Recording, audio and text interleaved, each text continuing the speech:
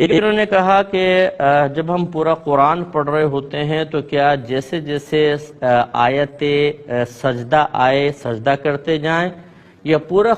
قرآن ختم کر کے 14 سجدے ایک ساتھ کر لیں؟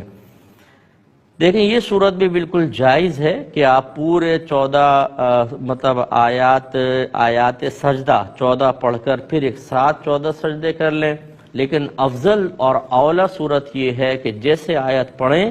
آپ اس کے بعد سجدہ کر لیا کریں، کیونکہ کیا پتہ کس نے گارنٹی دی ہے کہ اگلی آیت سجدہ آپ پڑھ بھی سکیں گی کہ نہیں، ہو سکتا ہے پہلے موت آ جائے، اس لیے جو چیز آپ پہ واجب ہوتی جا رہی ہے اس کو فوراً سے پیشتر ادا کرتے رہیں، یہ بہت ہی اچھا ہے۔ ایک انہوں نے کہا کہ اس کی نیت کس طرح کریں گے؟ بس آپ دل میں نیت کر لیں کہ میں اس آیت کا سجدہ ادا کر رہا ہوں، یا جو اس آیت کے پڑھنے کی وجہ سے سجدہ مجھ پر واجب ہوا میں اس کو ادا کر رہی ہوں۔ زبان سے کہنے کی کوئی حاجت نہیں ہوتی، دل میں پختہ ارادہ کافی ہے۔ اس میں کوئی ہاتھ وغیرہ نہیں اٹھائیں گے، صرف آپ سیدھی کھڑی ہوں،